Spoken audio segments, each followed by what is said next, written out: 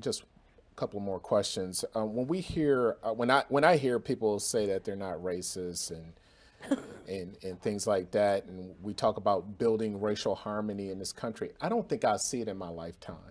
Can you predict in the near future or far future when we will ever have racial harmony Oh in this yeah, country? in 30 years, white people will have found out that they have no choice but to get along with those who are different from themselves. I'm not willing. I'd love to wait, but I can't. At my age, I'm not going to be here in 30 years.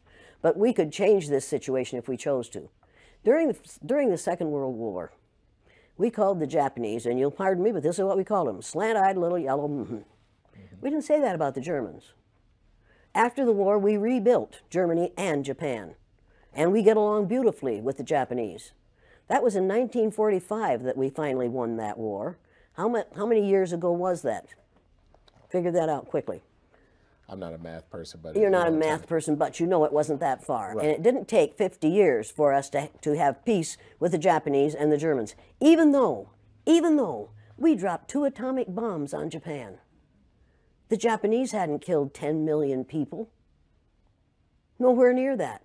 We didn't drop any bombs on Germany, any atomic bombs on Germany. They were a different kind of people. We couldn't afford to do that. We killed how many Japanese people with 2 atomic bombs? And they forgave us. You want to talk about forgiveness? You want to talk about changing this thing? I cannot understand how Japanese people can stand the sight of any of us, and yet they do. I cannot understand why black people who have been subjected to the ugliness that they've been subjected to in this country can get up every morning and go to work among us and not be absolutely furious.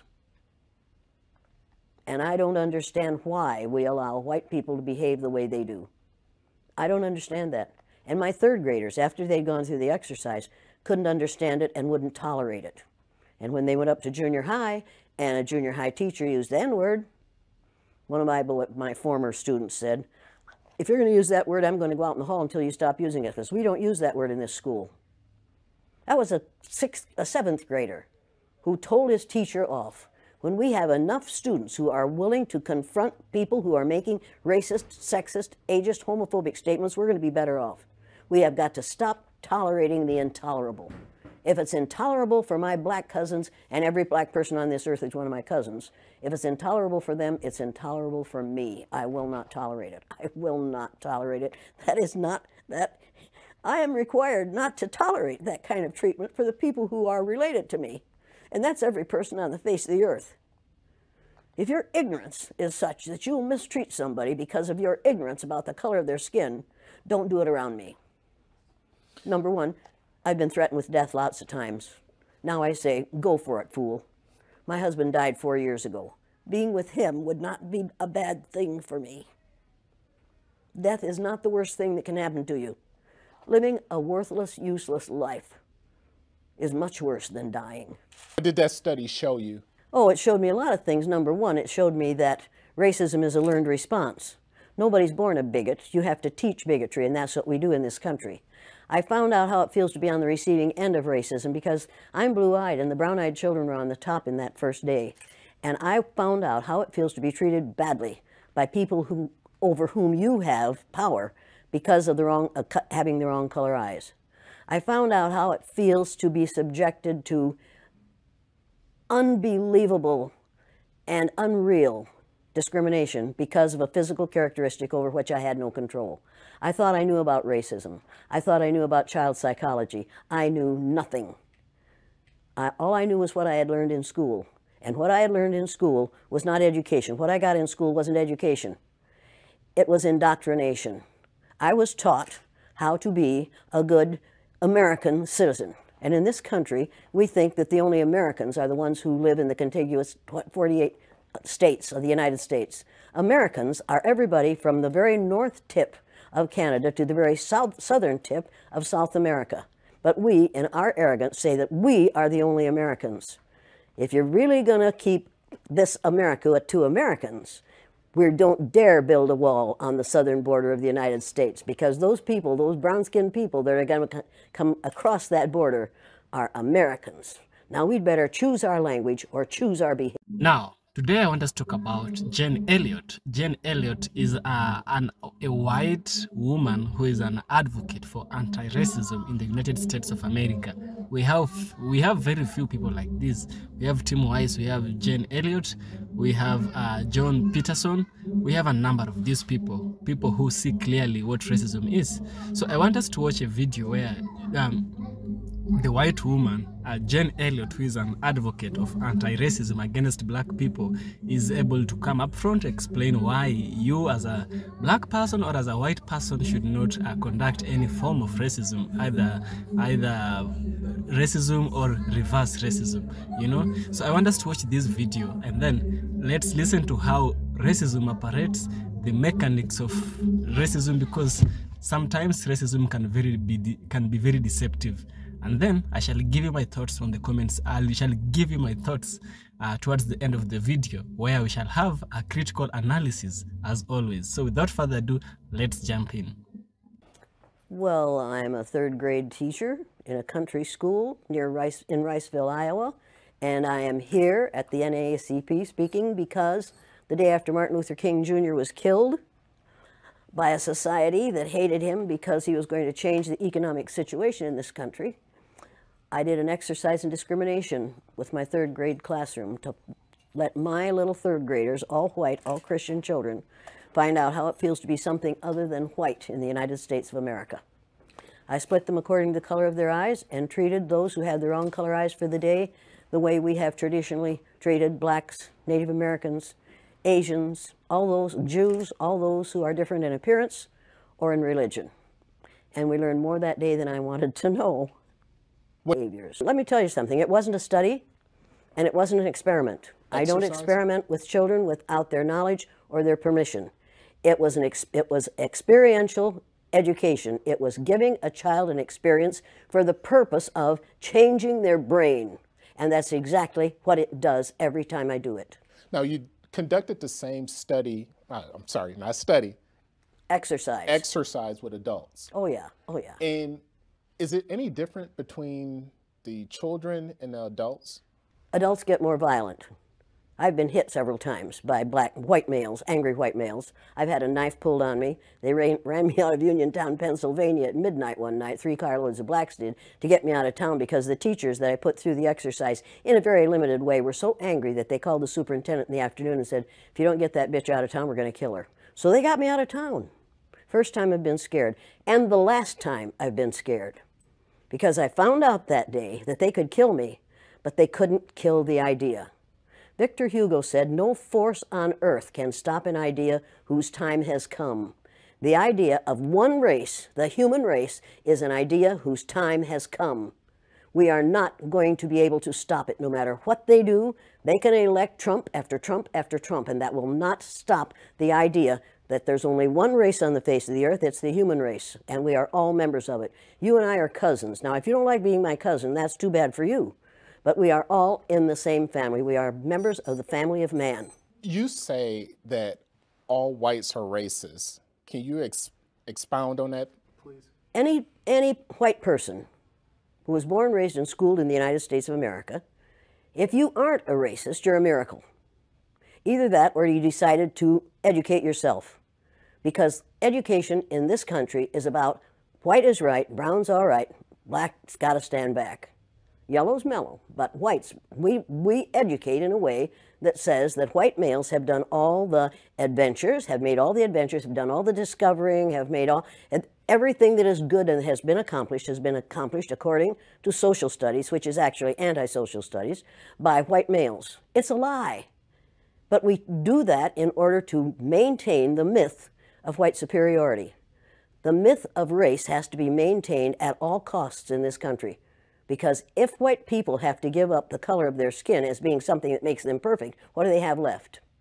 If we start teaching the truth about history, if we start teaching about Nile Valley contributions to civilization, it will totally change the way we conduct ourselves in the classroom. It will have to. Columbus didn't discover America. You can't discover a place where people are already living. But we celebrate that every October.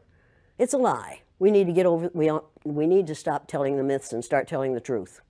So when you tell people that they're racist. And it must have some kind of effect, because most people will say, I'm not racist. I'm not a racist. Why, some of my best friends are black. Right. Yeah, and then you say, name one. Or this one, I don't see color. And when some woman says to me, I don't see color, I say, I knew that. If you saw color, you wouldn't dye your hair that way. Or I say, if you saw color, you wouldn't wear that shirt with those pants. I believe that you don't see color. It's an attempt to deny skin color. And it's an attempt to deny what's wrong with seeing the color of my skin. Is it all right for you to see me kind of pink? That's okay for me. I don't mind. And I suspect that you don't mind being seen the color you are. You have a right to be what you are. And until people in this country and people in this world get it into their heads that the first modern human beings that evolved on this earth were black women. They evolved in sub-Saharan Africa about 280,000 years ago, and every human being on the face of the earth today has the memory of those black women's genetic structure in their genes. Now, we don't want to admit that, but that's the way it is. And as people moved farther and farther from the equator, their bodies produced less and less melanin, so their hair, their skin, and their eyes got lighter. As they moved into the east, they ate a lot of fish and a lot of vegetables, so their skin took on a different tone. I found that out when I was raising little kids. My husband worked in a supermarket. He was the head of the produce department. And they had lots of oranges that they couldn't sell, so he'd bring them home. And I was feeding my kids orange juice like you never saw in your life. They began to have an orange cast to their skin. I thought they had a liver problem. So I took him to the doctor, and she said, what are you feeding these kids? I said, well, lots of orange juice. She said, stop it if you want them to stop being orange. Now, if you think that skin color isn't anything other than the body's natural reaction to the natural environment, get over it. So if all white people are racist, according to you, can they be reprogrammed? Well, of course they can. Of course they can. How? Of course they can be. It's called education. I'm an educator. The word educator comes from the root duc dus, which means lead, the prefix e, which means out, the suffix ate, which means the act of, and the suffix or, which means one who does. An educator is one who is engaged in the act of leading people out of ignorance. Now, I know you can change them. The second year I did the blue-eyed, brown-eyed exercise in my classroom, it was filmed by the Canadian Broadcasting Corporation. They gave me a copy of that film. I showed it to my father. My father was about 59 years old at the time.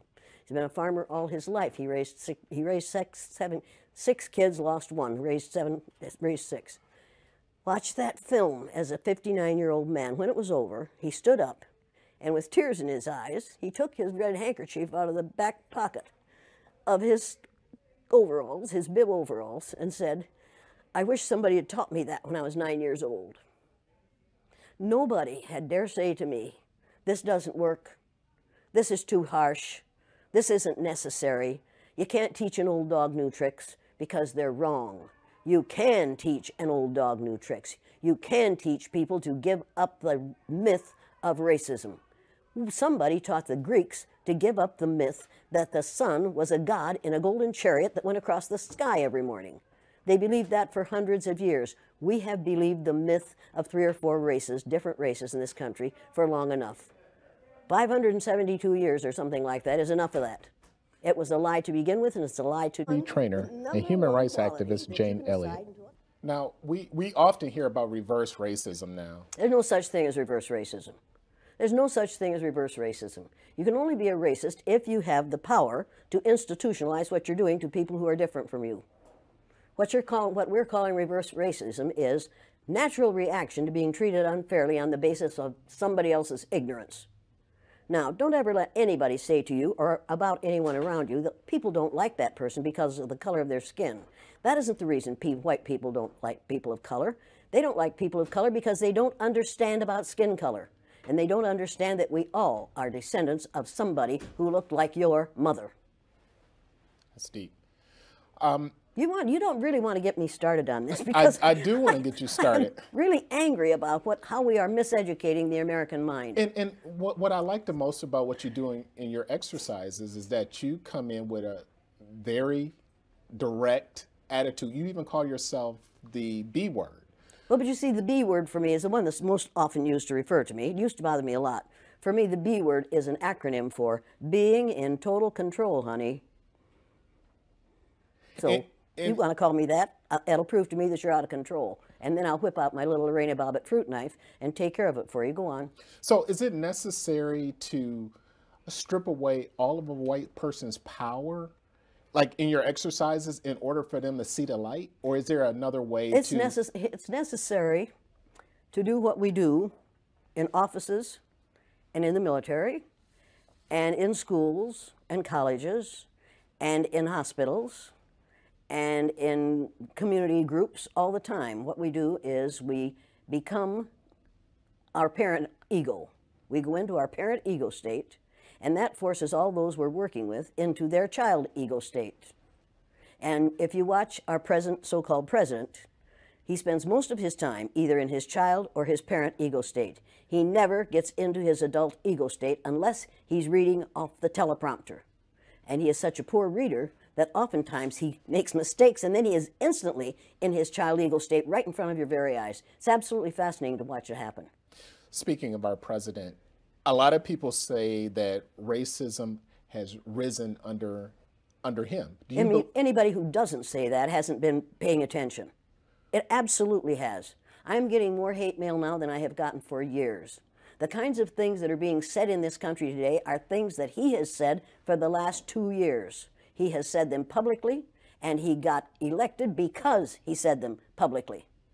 We have a group of people in the United States of America who were in response to 8 years of a black man in the White House and the possibility that they might have from 4 to 8 years of a woman in the White House, will elect anything that walks and can chew gum at the same time.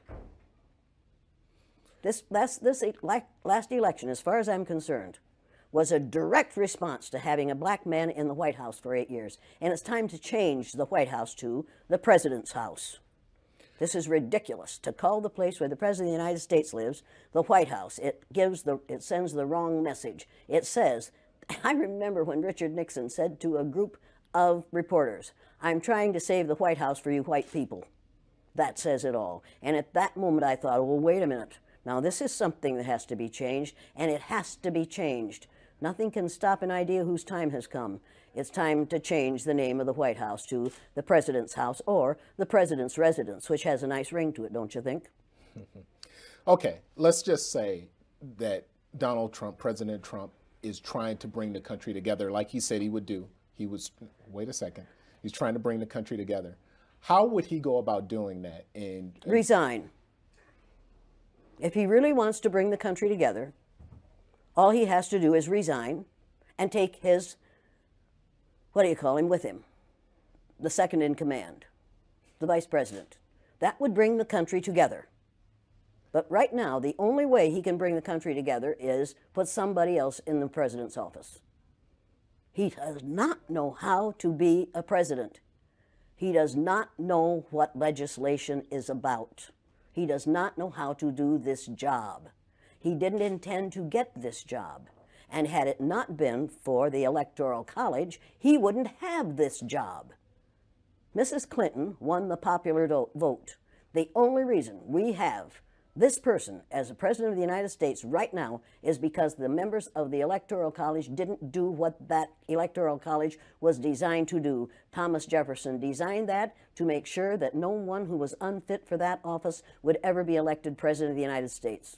The Electoral College last year absolutely defeated that. With the state of the country being what it is right now, there's a lot of conversations taking place about, let's have a conversation about race. How would a person go about having that conversation? What can they expect to happen in a conversation Well, like the that? first thing they have to do is not talk about tolerance. I found out the day I was on the bottom in the blue-eyed, brown-eyed exercise with my students, I found out how it feels to be tolerated. I found out that tolerance means put up with or allow me to be. I don't need your allowance, and I don't need to be tolerated. I want to be valued, recognized, and appreciated. Put your tolerance where the sun doesn't shine.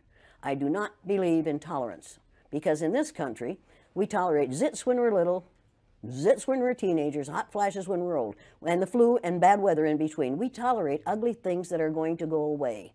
I don't intend to tolerate anyone. I intend to recognize, appreciate, and value people, not to tolerate them. And I have all kinds of respect for the man who is part of the tolerance group in Atlanta, maybe. I have all kinds of respect for those folks, but we've got to change it from tolerance, because the powerful can tolerate. The powerless have to wait to be tolerated. I have no time for that. I like that. No, I'm going to get lots of angry responses to that one. And I understand that. But I'm reading a book right now. Everybody needs to read this book. It's called, everybody has to read this. Everybody that's watching this has to read this book on tyranny. 20 things that we've learned over the last 100 years in this country that have put us in the position we're in now, and what we can do about it. Everybody has to read this book.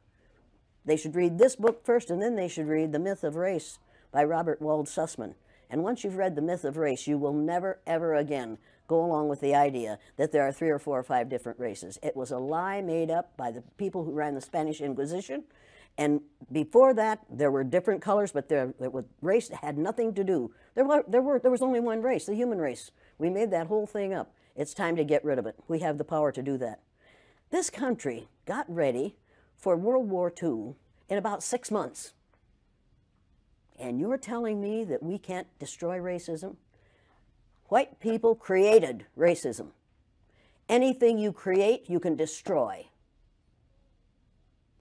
God created human beings, the human race, and they started out black women.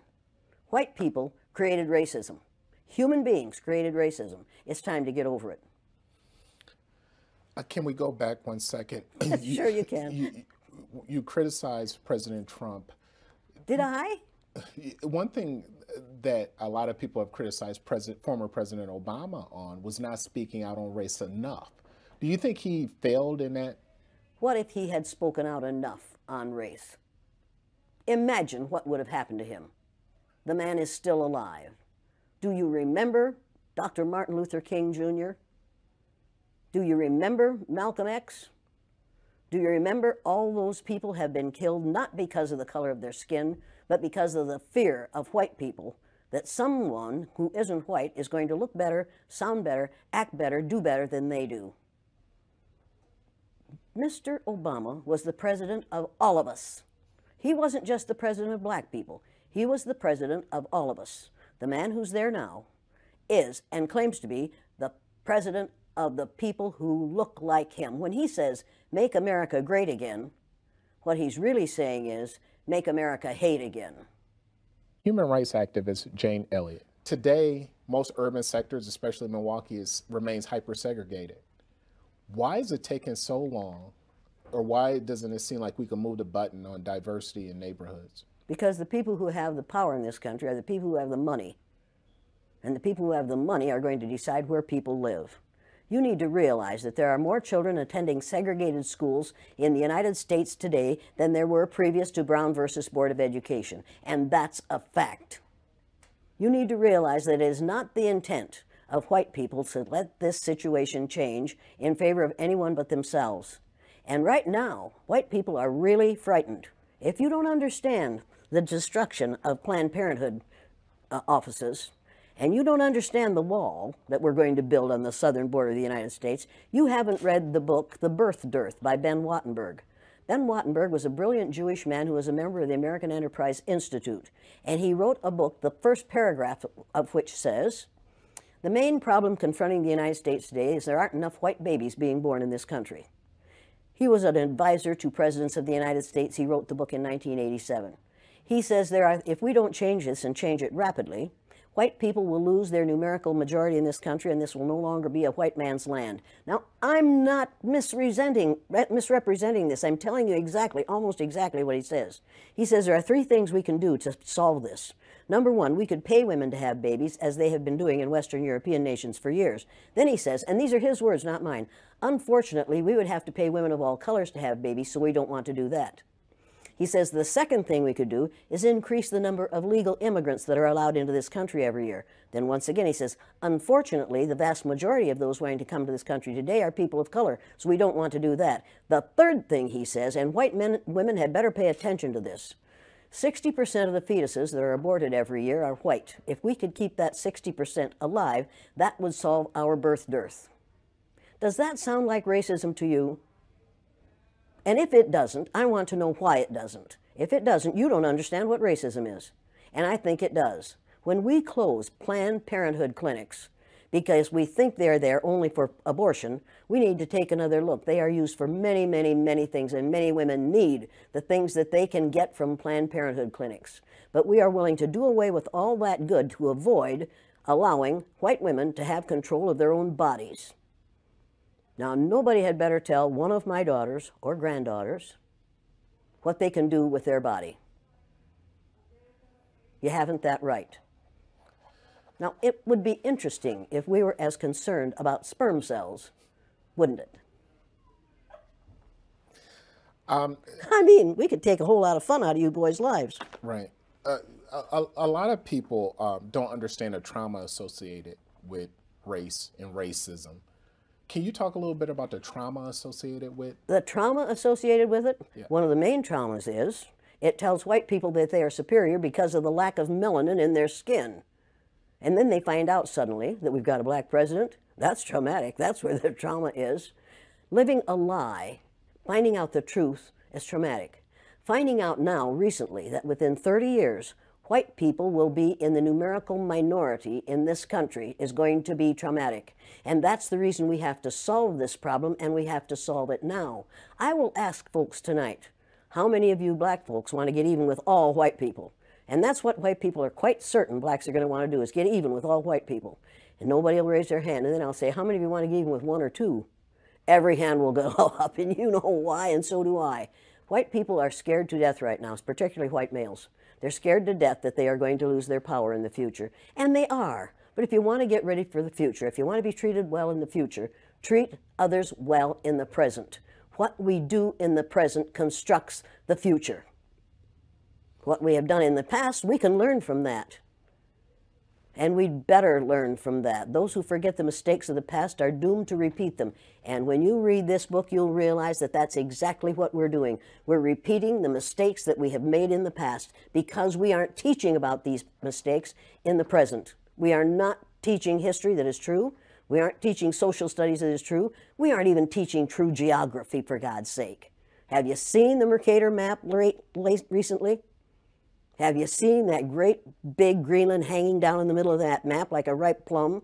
And have you seen the legend at the bottom that says, South America is actually 9 times larger than Greenland? Were you aware of that? Most of those watching this program are not aware of that. You mentioned the wall several times. At first we heard several things about the wall. First, Mexico was going to pay for the wall, and yeah, but you need to know that 70% of what Mr. Number 44 and a half said during that campaign wasn't true. And the wall business wasn't true either. If his mouth is moving, his lips are moving, he's probably lying. You know that as well as I do. He doesn't intend to build a wall. We can't afford to build that wall. We have no business building that wall. We would be keeping Americans out of America. What's your question? The question on the wall is, when you talk to people about the wall, certain people about the wall, there's certain people for it, certain people against it. The people who are for it, what's their mindset? They're scared. They're afraid those immigrants are going to come over here and take their jobs. Let me tell you something. You can build a wall 50 feet tall, and smart Hispanics, Latinos, smart Ecuadorians, smart others are going to tunnel under that wall and come up in their friend's house on the other side. You can build walls until hell freezes over. You will not keep that immigration from happening, and you'd better hope we don't keep that immigration from happening. We need those people.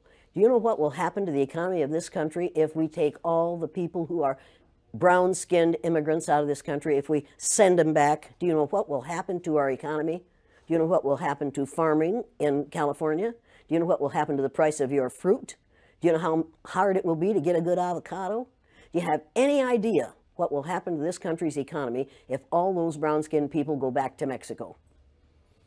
I don't think we do. I don't think people have thought about that because they are being taught not to think. They are using a language. Right now, we are using a language that includes words like extremism and ugly language about people who are different from ourselves. People are listening to those words. They aren't listening to the philosophy behind them. They aren't listening to core principles which this person has none of. Now, so Jane Elliott is an American educator and anti-racism activist. Just as I said before, she was born on May 27th, 1933 in Riceville, Iowa, in the United States of America. She gained worldwide recognition for her groundbreaking Blue Eyes, Brown Eyes. If you've seen that movie, if you've seen that interview, it's called the Blue Eyes, Brown Eyes exercise, you know. It was conducted in the aftermath of Martin Luther King Jr. assassination in 1968. Jane Elliott, who is a former third-grade teacher, devised the exercise to teach her students about discrimination, empathy, and the destructive impact of racism on the entire human race, you know. Elliott's experiment involved dividing her class into two groups based on eye color, blue and brown. She then designed one group as a superior and the other group as inferior, altering the treatment based on the eye color. Through this experiment, the brown eye, blue eye experiment, Elliott aimed to simulate the experience of discrimination and prejudice faced by African Americans in the United States. The exercise sparked controversy but also drew attention to the pervasive nature of racism and its detrimental effects on the society. Elliott's work was continued over the years through lectures, workshops, and seminars, where she challenges individuals to confront their biases and work towards racial equality. Her advocacy for anti-racism has earned her numerous awards and accolades, cementing her legacy as a pioneer in the fighting against racial injustices. Now, you can see clearly by now, she's really against this stuff of racism. She even goes to class and does an experiment of the brown eyes, blue eyes. Here is where we came to know about Jane Elliott after the assassination of Martin Luther King Jr. in 1953. Now, we cannot understand all this, or we can never fully understand why she was conducting this experiment and why she's important and all the things she was speaking of without understanding the side effects of racism. And here is where we discuss it. The side effects of racism on black people are insights from Jane Elliott. As told by Jane Elliott from the interview, I could gather that Jane Elliott's insight into the side effects of racism on black people stem from her extensive work in education and activism. Through her blue eye, brown eye exercise and subsequent advocacy, Elliott has identified several detrimental consequences of racism on the black community. The first thing he has identified is psychological trauma. Black people are facing psychological trauma as a result of racism. Racism with educational systems perpetuates inequality by limiting access to quality education for black students, you know. Biases in grading, discipline, and academic opportunity contribute to lower academic achievement and higher dropout rates among black students, hindering their future prospects and perpetuating cycles of poverty. You will find that the poverty level between the poverty gap between the white people and the black people in the USA is so large, whereby most of these Africans are the ones who are suffering it, but they are suffering this because of the systems, the racist systems that was placed even in the education system. It tends to favor the white person from the very beginning. Now, we have health disparities. Racism adversely affects the physical health of black individuals through increased stress level, limited access to health care, and discriminatory medical practices. Black people are more likely to experience chronic health conditions such as hypertension, diabetes, and cardiovascular diseases due to the cumulative effects of racial discrimination on their well-being. Then we have psychological trauma as another point I could gather from the interview. Racism inflicts deep psychological wounds on black individuals, leading to feelings of inferiority, self-doubt, and low self-esteem. Constant exposure to discriminatory attitudes and behavior can result in anxiety, depression, and post-traumatic stress disorder, PTSD, among black people. And then we have the economic disparity. This does not even require any explanation, you know. Systemic racism perpetuates economic disparities by limiting employment opportunities, fair wages, and upward mobility for black individuals. Discriminatory hiring practices, wage gaps, and lack of access to capital and resource impede the economic advancement of black communities, exacerbating poverty and income inequality. Another thing which I have noticed even from people I've known personally who are from the United States was social exclusion. Black people are socially excluded literally from everything in the United States of America. I don't need to explain this. You've seen the news, the guy who was shot many times. He was pew pew many times, 96 times, I guess so, because of a seatbelt. They say so. God knows the truth, but we know one truth also. There's social exclusion in the United States of America, and I believe, as Wodemaya always puts it, move back to the continent, you know? Social exclusion. Racism isolates black individuals from mainstream society, denying them equal opportunities for social participation and inclusion. Discriminatory attitudes and behaviors marginalize black communities, perpetuating stereotypes, stigmatization, and segregation in various social spheres, including housing, media, and entertainment. The sixth one will be interpersonal relationship. Racism has strained interpersonal relationship by fostering distrust, resentment, and division between blacks and non-black individuals in the USA. Racial biases and prejudices inhibit genuine connection and mutual understanding, perpetuating intergroup conflict and hindering efforts towards racial reconciliation and solidarity. Another thing which I could certainly say is that this conversation that Jen Elliott had with this woman is so deep. It's so deep. It's so deep. It's easy to fight your enemy that you understand. Fighting an enemy that you don't understand is kind of tricky. And there's a book called Sun Tzu. It's called Art of War, written by Sun Tzu, who was a general in the Chinese army of the ancient times. He said that sometimes if you want to win, you need to understand your enemy. You need to understand who you're fighting, you know. You just don't want to go and fight blindly. You need to understand how they work and all these. Sometimes it takes a different perspective, like the perspective of Jen Elliott, to come up front and discuss things from the perspective of a white person. Because I'm sure not all white people can maneuver or can accept or can hold up to the things and the challenges that black people are passing through in the USA. Not a single person, I think. Maybe one or two, but not so many of them.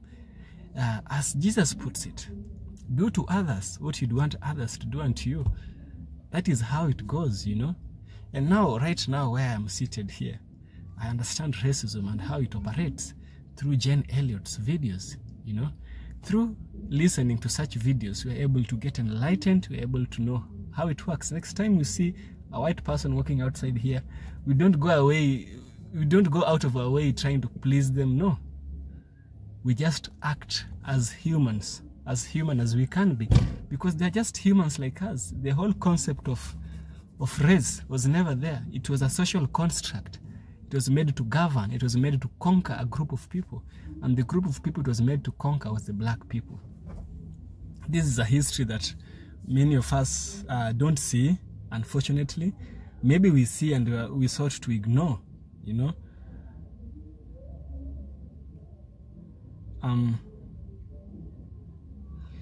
For example, the real life example include of discriminatory acts hindering discriminatory acts hindering the livelihood of black people will be hiring practices such as racial profiling and biased job interviews, which hinder black applicants' chances of securing employment. Additionally, the racial wealth gap illustrates how historical injustices such as redlining and discriminatory lending practices have deprived black communities of generational wealth accumulation, perpetuating cycles of poverty and economic inequality. It happens a lot. About social exclusion, here is something else I could add. The media, the mainstream media that feeds a lot of the knowledge we have today, media representation also plays a big role in social exclusion, with black individuals often stereotyped or underrepresented in mainstream media, perpetuating harmful stereotypes and reinforcing feelings of marginalization. The other day I was doing a video about what Kenyans think of black Americans. I didn't go and tell them what to think. You cannot think for someone else, and you can never control what someone else thinks. They were able to say very shocking things. And when I asked them, how did you know this? Do you know any black American personally? They said no. Actually, almost 1 out of 100. It was just almost 1 out of 100 people had ever met a black American. All they knew was the mainstream media information, that which was provided to them. And I have done these specific videos in the past. Asking random people, they were giving very, very nasty and incredible answers. Some were good and most of them were bad because of mainstream media. You know? Another thing which